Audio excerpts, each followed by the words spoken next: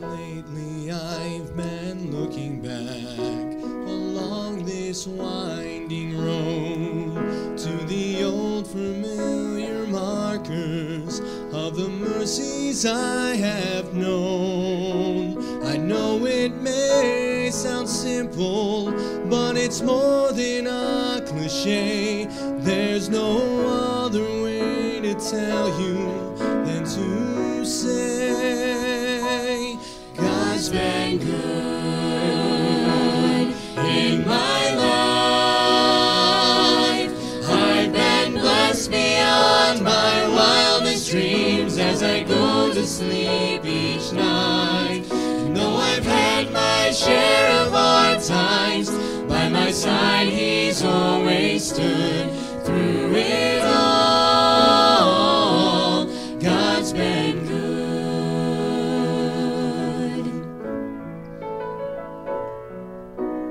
Times replay and I can see that I've cried some bitter tears, but I felt His arms around me as I faced my darkest fears. I've had more gains than losses, and I've known more joy than hurt, as His grace fell down upon me undeserved. God's been good in my life. I've been blessed beyond my wildest dreams as I go to sleep each night. And though I've had my share of hard times, by my side He's always stood through it all. God's been good. God has been my Father, my Savior and my friend. His love was my beginning, and His love will be my end. I could spend forever trying to tell you everything He is, but the best that I can say it is this: I have a goodly heritage. I'm blessed with things you can't see. I have a goodly heritage, and that is worth far more to me.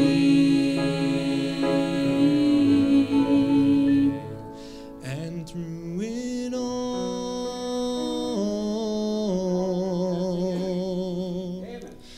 God's been good.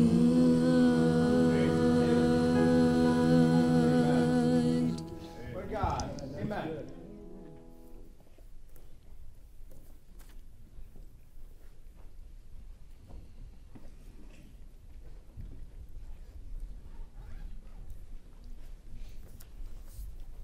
All right. We good to go? You guys hear me? You guys can hear me? Can you turn up the monitors a little bit, Lou? Please? That way I don't feel so lonely. All right, well, let's address the elephant in the room. All right, we all know what night it is. All right? We all get it? Okay? All right? Try to pay attention a little bit. Okay, this is what I'd like everyone to do. I'd like everyone to take their phone out, including me. I'm turning off my updates right now. It's either there or I'm going to update all of you, so every one of you better get off your phone. Make sure my phone is actually on silent. It's a little awkward when your phone goes off when you're trying to preach. So, here's the deal. I'll preach quick. You listen fast. I see you checking your phone. I will call you out by name. If I get a little nervous, I don't remember your name. Just if you hear the "Hey you," peek your head up. Most likely, I'm talking to you.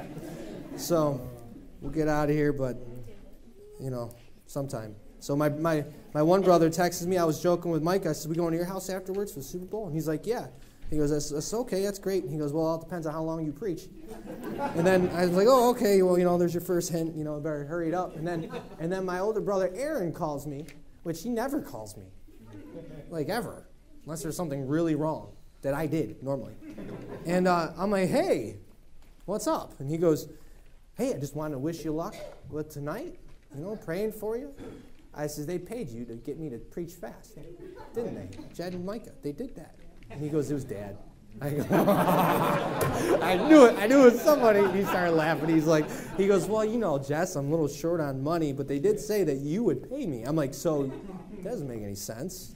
But, so it's all good. But, we're gonna preach, or I'm gonna preach tonight, about a topic of grace, okay? Now, it's not the new grace that showed up from Germany, right? It's God's grace. We're going to talk about God's grace. And we hear grace and mercy. They're usually attached, right? God's grace and His mercy, even though they're drastically two different things.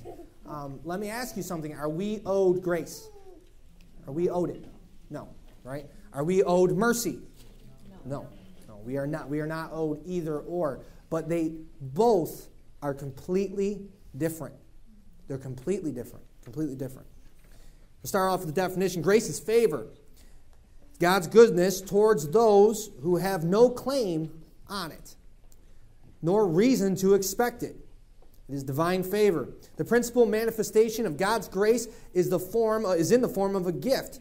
It is given to those who do His will. Again, are we owed grace? We all know in here we are not. This is something that we deserve. No, it is not. The answer is no, but we don't deserve to have it, but it is something that we can influence. Now, you can petition for mercy, okay? But you can influence grace. And that's what we're going to talk about. It's more of a Bible study than anything tonight. We're going to do a lot of flipping around. I shouldn't say a lot of flipping around. We're going to flip to 3 different books. All right, and then we'll get you to the house. So like I said, if anyone's more nervous about preaching on Super Bowl, it's me right here, being up here in front of you. Because I'm trying to keep you guys all engaged enough to where I don't start thinking about it. That's really the whole deal. So, I'm kidding. All right, so we're going to go to Genesis chapter 6 is where we're going to start out tonight. Genesis chapter 6. And we're going to read verses 5 through 8. Genesis 6, 5 through 8.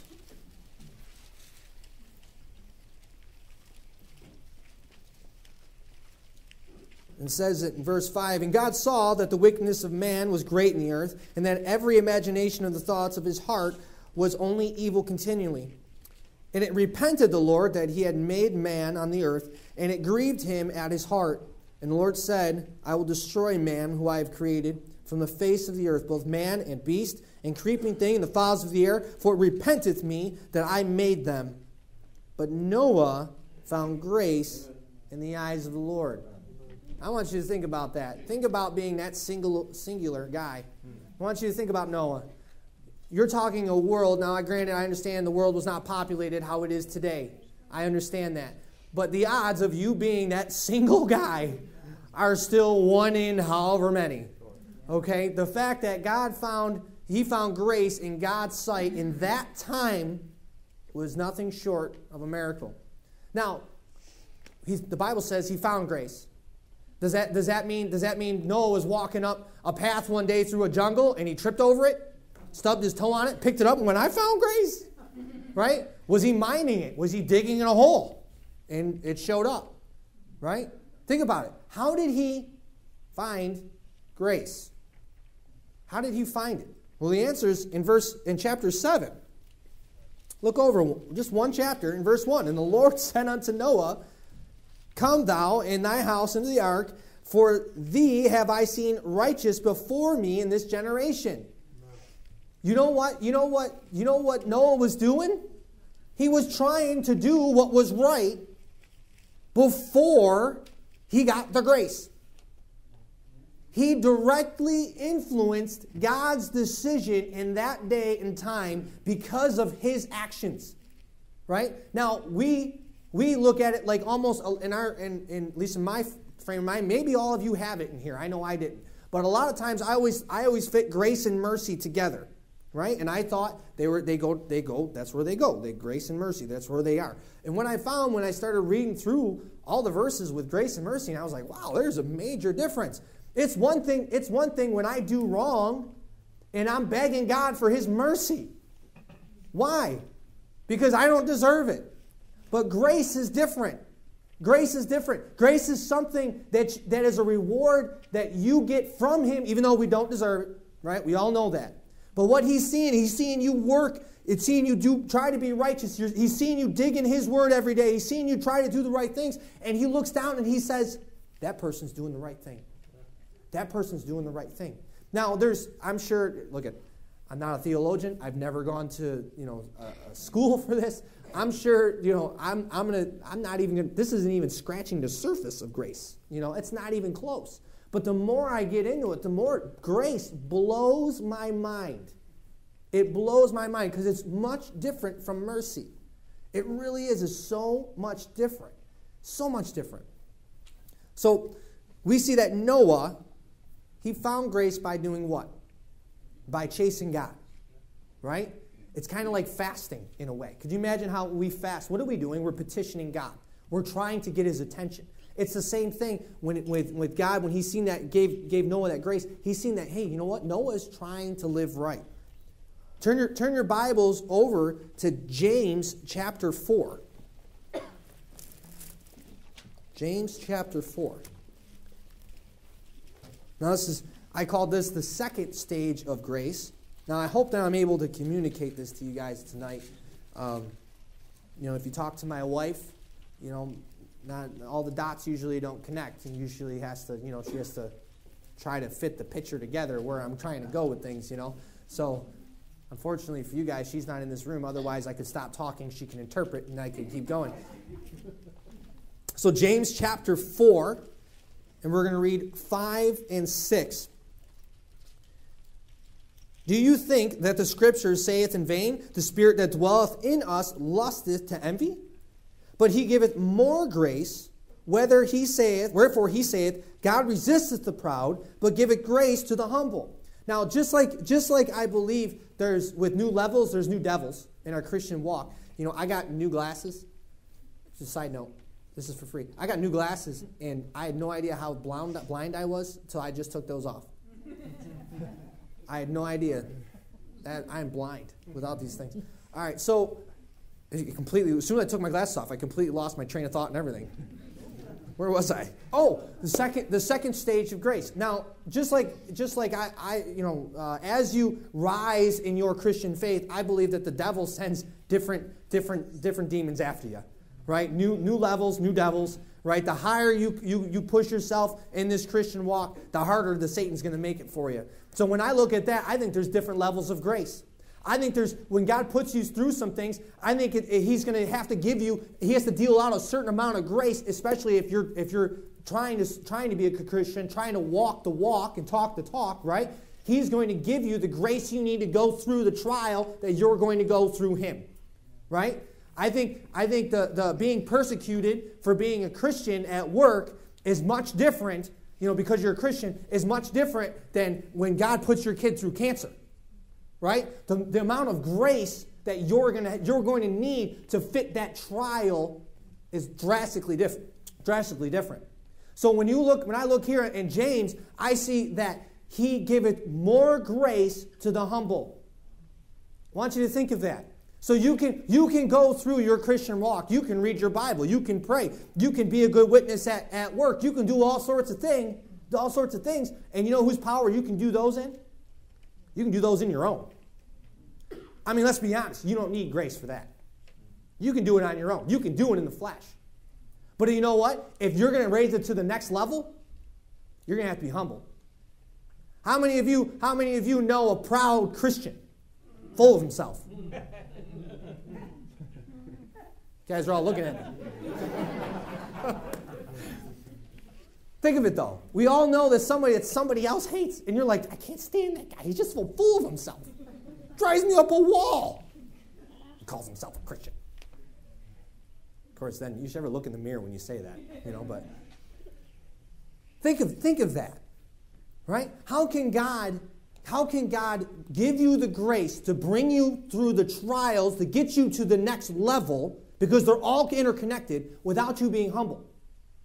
He can't. He can't use you. That's one of the biggest things I've seen. When you look at David, okay? Look at we've been studying Saul and David in our couples class, and it blew my mind, because I just doing a nice in-depth study and then comparing the two. It opened my eyes to a lot of things. Saul was a proud man. It was never his fault. He never admitted anything. But then you look at David, right? David was not a proud man. He was humble. But look at the grace that God gave him to go through some stuff. Look at what he went through in his life. Unbelievable what he went through. But God gave him the grace to go through it. God gave him the grace to build him as he went through those trials, because he was humble. Why? Because David, by being humble, realized that his strength did not come from him. The strength that you have, if you are deciding today that you are going to do the right things as a Christian runner of the faith, the biggest thing you're going to need to be is humble. So that's stage 2. Look at the third stage. This is what I like to see. So we know in the first stage, first step is you have to try and chase his righteousness, right? He's not going to give you the grace to be a Christian if you're not doing anything, right? You're going to be praying for mercy. That's what you're going to be praying for. Another thing in here is we sometimes think that because we're going through something, we pray for grace. We pray, Lord, help me. Give me your grace as I go through this situation that because of the things I've done wrong, I'm going through. It doesn't work like that. Grace is not meant for that. Grace is meant for those who are chasing God. That's what that's meant for. In other words, if you're doing 75 and a 35, which, by the way, Mr. Bullard, I noticed you were sitting behind Pastor Lou protecting him, but what happened with me?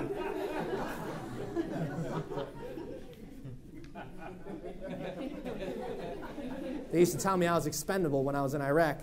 Apparently, I'm expendable here. Where was I? 75 you're doing 75 and a 35. Mr. Bullard's friends pull you over, flash a badge, and say, "Here you go. Give me your license." At that point, and they're cutting your license up, and they're going to tow your car, right? And you go, "Lord, I need the grace to go through this." No, you need mercy. Why? Because you created the situation. It's much different when you're sitting here going, "Lord, I don't know what to do with my kid. He's sick. Lord, I don't know what to do with the town. They're coming after our church because we're trying to stand up for what's right. Lord, I don't know what to do as I attack this pro-choice movement in this, what they call infanticide, or whatever they call it, where they're killing babies after they're out of the room that they're trying to legislate in Virginia. Just, Lord, protect me. I need your grace to go through this. I need your help." See, there's a difference. That's what I'm trying to get at tonight. The Bible says that sometimes we ask amiss, and it's because we're not studied up. We don't know. And here we are asking God for stuff, and sometimes He knows what we need. He gives it to us. But sometimes I wonder if He sits back and goes, if you would just study out a few things. If you would just dig around yourself a little bit. You imagine where you'd be? Good. But I can't trust you to go further because you can't even get the simple things down. So we know that first step. That first step is chasing God. Right? That second step is being humble. He goes, "Oh, you know what? I can use you. I can use you." And look in verse 10. He says, humble, in James chapter 4, "Humble yourselves in the sight of the Lord, and He shall lift you up." He shall lift you up. Now think of that. We know, okay, I have to chase God. It's a system, right? God's the master designer of systems. I mean, I love the message that you did years ago about the solar system. Like, it blows my mind when you look at the solar system. And it cracks me up because the world wants you to feel so alone, right? And so at the same time empowered. That there's nothing, and then you look and you're like, oh, how? Like, we're so little. You know, we're so tiny. But God says, hey, listen, if you humble yourself, I will lift you up. I will lift you up. Now, we're going to get into the practical end of this thing, right? And the best example that I found when I was trying to figure out who to use it for is Paul. Because Paul actually takes those things and he talks about them, right? Indirectly. Let's go to 2 Corinthians 12. 2 Corinthians chapter 12.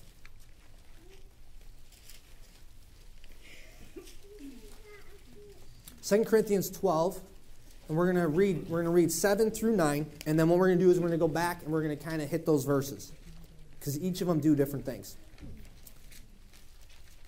And this is the part where Lori might have to interpret everything that comes out of me. So, all right. 2 Corinthians 12, 7 through 9 says, "And lest I should be exalted above measure through the abundance of the revelations, there was given to me a thorn in the flesh, the messenger of Satan to buffet me, lest I should be exalted above measure. For this thing I have besought the Lord thrice, that it might depart from me. And he said unto me, My grace is sufficient for thee, for my strength is made perfect in weakness. Most gladly, therefore, will I rather glory in my infirmities, that the power of Christ may rest upon me." God gave grace to Paul to help him with the thorn in the flesh because of the walk he had personally had with him prior to. Right? This is not the beginning of Paul's Christian walk. Right? At this point in time, he's been through some things. He's been proved. He's been proven. God has refined him in the fire. I believe it was already before this where he, correct me if I'm wrong, Pastor B, it was before this when he talks about what he's gone through, whipped so many times, all that. So chronologically, right, he's been whipped, he's been shipwrecked, he's been in need of clothes, in need of food, he has suffered some things for God. Okay? He's gone through this. And God answers him and says, "My grace is sufficient for you."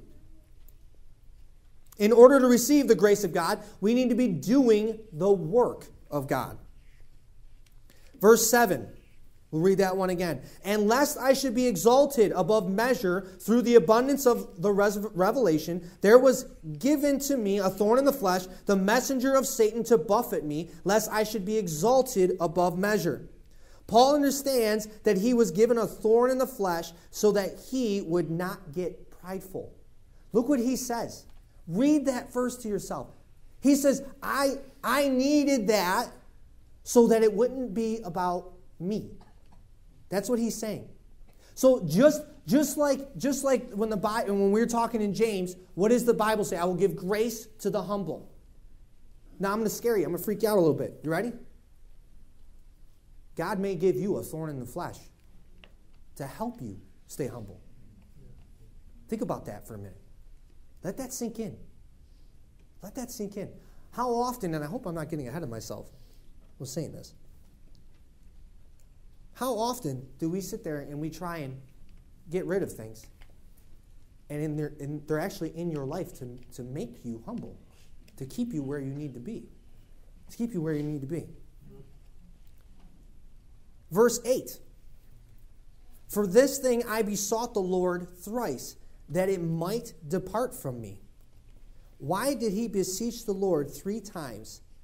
That the infirmity might depart from him. I want you to think about that. Now, when he was writing, I want you to understand, he already understood what he was writing out. Now think of it. Think of it. God, I have this issue. Lord, I believe his intentions were pure. Lord, I need to get this. This is. I petitioned you 3 times at this point. Lord, I don't understand why I have to do this. Why I have to have this thorn in my flesh. Don't you understand how much farther I could go for you? Think of that. Who's going farther for who? I am going to go farther for you. Now, I don't think it was an impure action. right? It was an impure prayer. In other words, come on, God. I mean, don't you know who I am? I mean, this is 2 Corinthians here. I've already made it through all the other chapters and books. I mean, Lord. I mean, could you imagine what I could do if you took away this infirmity?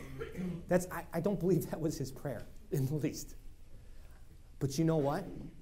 I think God realized that, hey, there's some time, and you know what? There's examples of men in my mind that I know are pastors that go through things daily, that even our own pastor, right? Our own pastor, he's sick. He's got a bad stomach, right? He hurts if he doesn't eat right. You know what? That's a thorn in the flesh.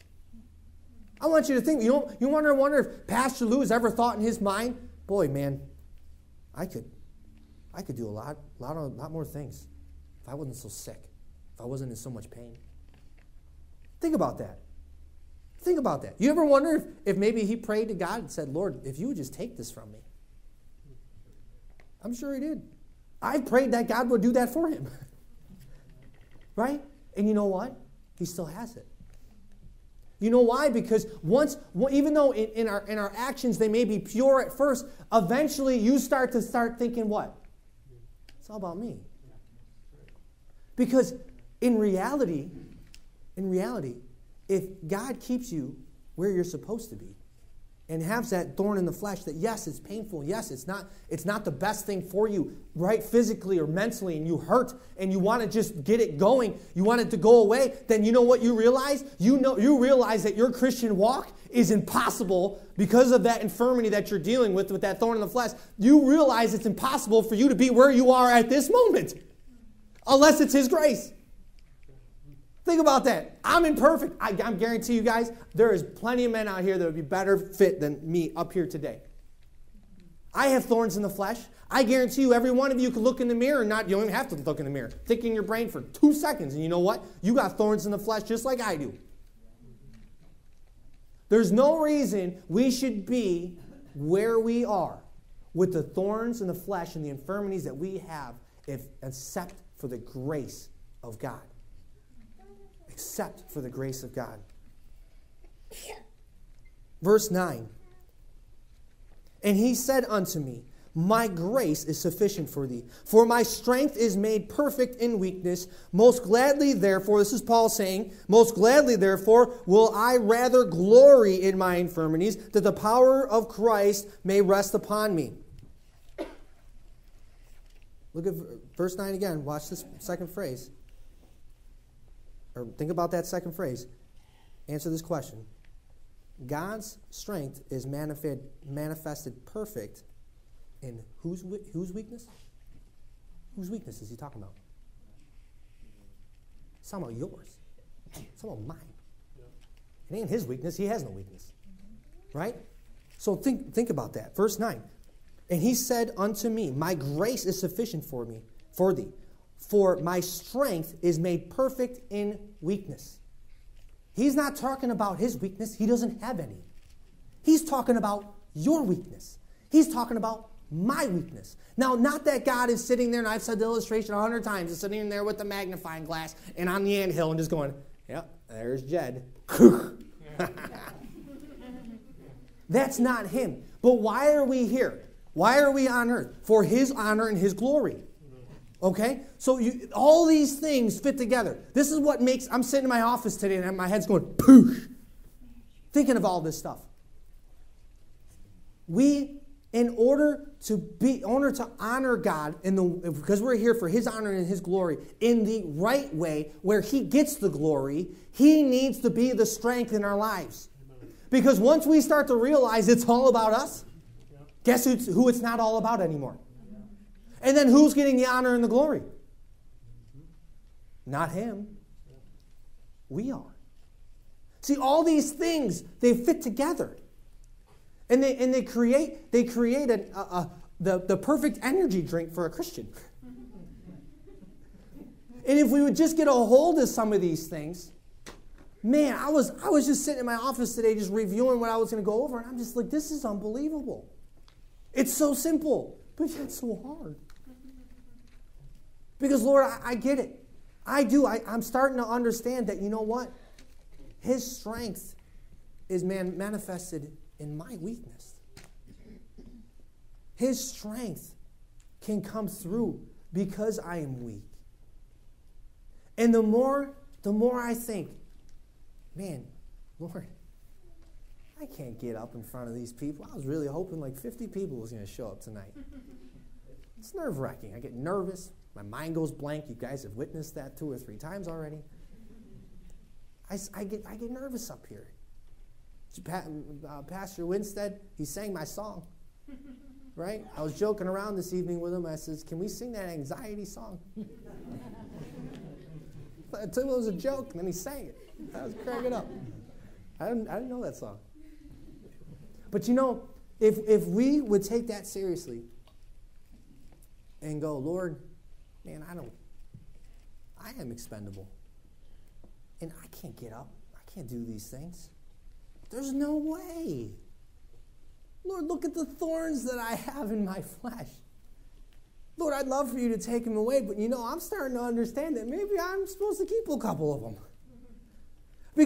Because I realize that they're there, I then realize there's no way I should be over here. That should be impossible. So therefore, it can only be one thing. Your grace. Your strength. Showing through my weakness. I guarantee you, everybody in this room, I've been here long enough, you all could point to a weakness I have. I'm sure. Frank definitely would. He'd probably yell one out if he could. Get off your phone. Think about it, though. Think about that. Paul joyfully accepts his infirmities, seeing that the power of God will be upon him. That's the end of verse 9. Let's touch on that again. Just halfway through. Most gladly, therefore, will I rather glory in my infirmities, that the power of Christ may rest upon me. See, he then, at that point, when God spoke to him, what did he stop praying for? Stop praying to be healed of whatever thorn he had in the flesh. He stopped praying. He said, then I will glory in my infirmities. And he's not saying, woo-hoo, my kid's sick. That's not what he's saying. What he's saying is, Lord, I'm glad that you find me worthy enough to have this in my life. Because of this, now I have the power of Christ on me. See, it's a constant reminder that, hey, it ain't you. It ain't you. Why? Because you have this in your life. Now, it's not to say that we shouldn't have victory over sins. I don't think that's what he's getting at, right? Like, oh Lord, I got this sin in my life, Lord, and I know it's there, and I know you're using me here. I don't think that's what it is, okay? That's not what I'm saying. We should always strive to beat our Goliaths. But there's some things that are stuck in your life that, man, it's just hard. Things that are usually out of your control. We're not talking about those things that are within your realm of influence. We're talking about those things that happen to you that are without your realm of influence. Things that you normally can't control. And we all see them coming, right? Or maybe we don't see them coming. Some of us, we're on a mountaintop, we're out of the valley. Some of us are getting ready to head back into the valley, right? Look at my mom. For instance, that's an illustration of a system, of something that you cannot control, right? My mom, by all rights, should be dead. My mom should be dead. But she's not. Right? Why? Because I believe because of the grace of God. Now, was his mercy involved in it? I do believe his mercy was involved in it. But you know what I've seen? I've seen my mom in this church before I was born. I've seen my mom push to try and do right and help and do things and be a witness to people and lead junior church kids to the Lord and do her sign language up there and influence children in her whole life. And I think she may have earned a little grace from God in that accident. And it's easy to tell because I look at her attitude as she goes through this, and our family's attitude as we go through this has disrupted all of our lives. And you know what? It's not what I thought it would be. I'm just being honest. It's not what I thought it would be. I'm not bitter. Jed is. He's always bitter, though. I'm not even talking about Micah. It's just going to get rude. But most important? You know who's not bitter? At least not that I've seen. My dad, my mom. That's right. Amen. And you know why? It's because God's seen that, hey, I can get glory out of this. See, I know, we all know in this room that was Grace. There shouldn't have been a reason she was alive. If you haven't seen pictures of that truck, you come over. I'll show you some pictures, and you're going to come to the same conclusion we all did. How did you live? It is amazing. That is the grace of God. And you know what? She's going to have a thorn in her flesh for a long time. She's going to have something that's going to hurt her for a long time. And I hope that just as Paul did what he did, I hope she does that. Lord, I know I have to go through these things. Lord, I know I see it coming. I understand that I'm not going to be able to be what I used to be anymore. I get that, Lord. But as I go through that, Lord, I know that your grace is on me, and there's no other way that I'm going to be able to walk through my Christian walk except it be from you. See, it takes away the opportunity to have pride. That's what it does. Paul understands that he is weak regardless of what his flesh tells him. He understands that by being weak and humble, God's power will be upon him, which in turn will raise him up higher and take him farther than he would ever have been able to do on his own. James 4:10 says, humble yourselves in the sight of the Lord, and he will lift you up. He realizes, I want you guys to think about it. All right, everybody wake up. All right? Eyeballs. Click. There we go. Okay. This is the point of the whole message right here. You are not strong enough in your flesh and by yourself to go as far in life as you think you will go by yourself. Amen. You will go much further realizing that my flesh is weak and that I cannot go as far as I think I can.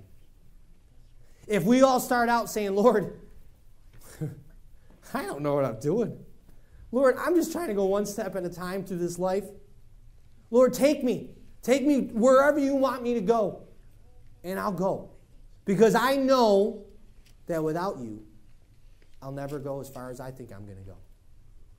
There's no way. See, that's what Paul was saying. He's saying, hey, I will glory in my infirmities if that means I get the power of Christ manifested in me. What a trade-off. I don't know about you. Now, I'm afraid of that prayer. I'm not going to lie, because I don't know what infirmities Paul had. But seriously, think about that, though. He had a direct connection with Christ. Because he figured out that those infirmities that I have directly impact my pride. They keep me from being prideful. I understand that. And because I'm not prideful, and I'm trying to get a handle on that, God's able to give me the second stage of grace. He's able to load me up because he knows he can trust you. And he knows he could trust Paul. And he knew he could raise him to the next level. And because of that, Paul ends up at the end of his life standing in a throne room in Rome.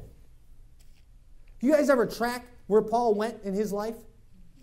In a world, in a society, in a time when people went from a 5-mile radius of their town? That man went all over the known world.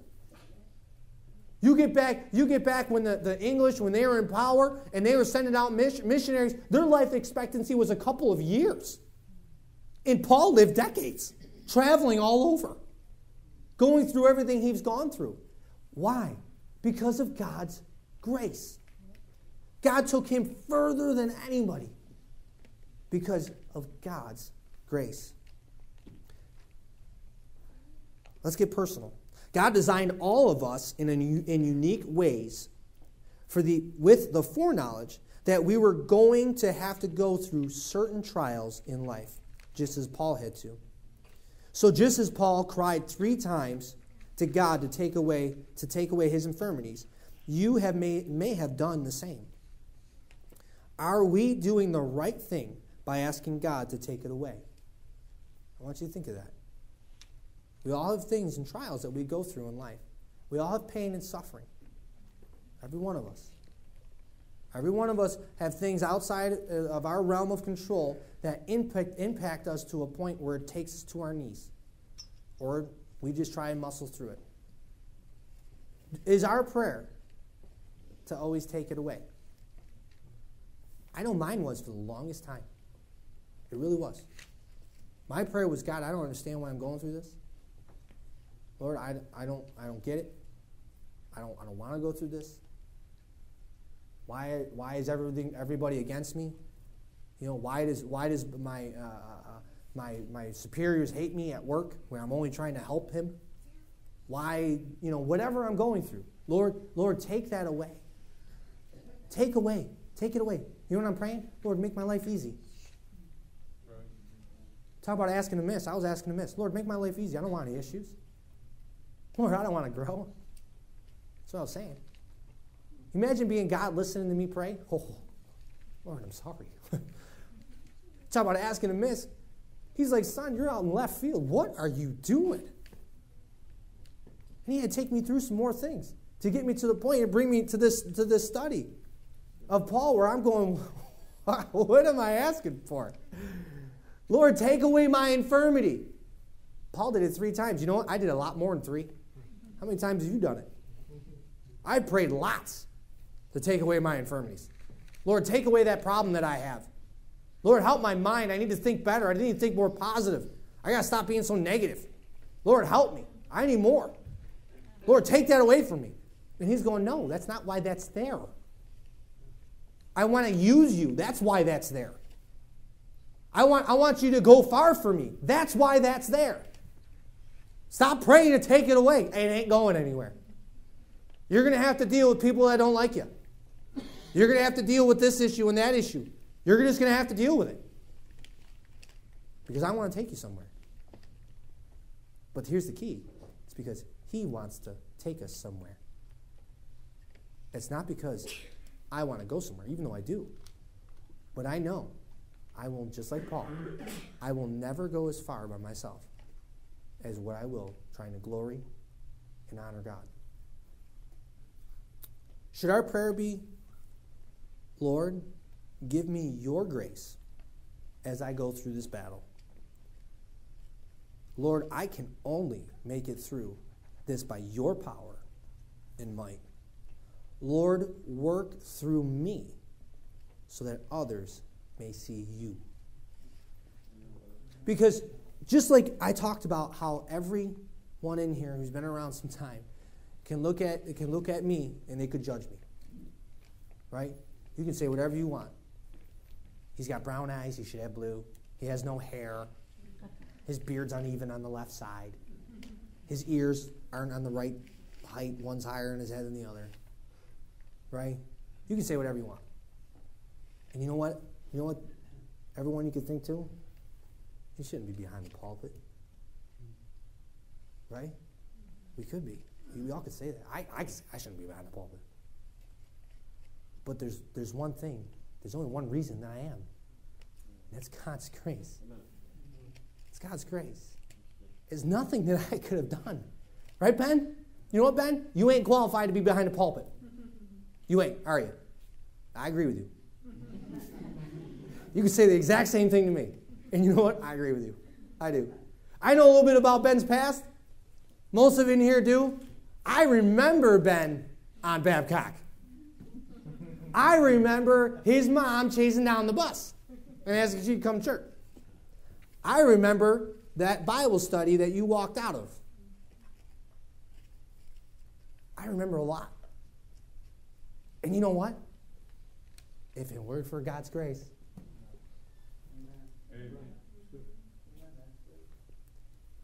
that's why he can stand up here and he can preach. And he can preach good. And you know what? I don't know about you. But you know what I see when he's up here preaching? I don't see him. I see God. Because I know there's no way Ben should be here by all rights. Think of that. Ben had a rough go. He shouldn't be up here. Your dad, Nagowski, Brother Nagowski, biker, Gang member, right? Was he? He's bad. I know he's bad. That's all I know. He's a bad dude. Get saved. And you look at that and what do you see? Man, there's no other reason but God that he's standing up there. But yet when we look in the mirror, how do we apply it to ourselves? How many times have you heard in a meeting, man, God was all over him in that meeting. God was all over that pastor. You talk Eddie Wyatt, Tony Shirley, just the meeting we had, Brother Buddy Blunkall. I knew I was going to screw it up. Boy, you could look at them guys that we just had. Man, God was all over that meeting. Man, if you missed it, you better get it on tape. And we can say that. We say that thing. But what about when we relate our walk and God's grace into our own lives when we look in the mirror? See, we generalize it. Wow, that was awesome. Man, we could see God all over him. Whoo! Man, God's heavy in there. Holy Spirit's working. And yet we're like we're a spectator at a football game instead of living it. What are you going to do with the information, with the preaching that you heard tonight? How is that going to impact you? Are you going to look at the things and the trials that you go through as an opportunity for God to take you further? Or is it going to be, oh me, oh my? Lord, I need mercy. Take it away, Lord. I heard this preacher, right? He's a big black preacher. I tell you what, I don't know if you've ever seen how different cultures do services, but whew, man, their choir was singing, at certain points. It was crazy. That was nuts. But it was one of those things that when I was looking up terms of grace, and his video came up, he was preaching on grace. And he blew my mind. He blew my mind.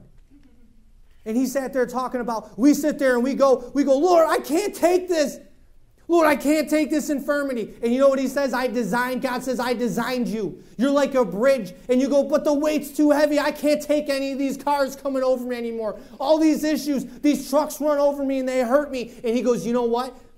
He goes, you may be old, that bridge may be old and it may be rickety, but there's strength points that he put inside of you that they can only be seen through his grace.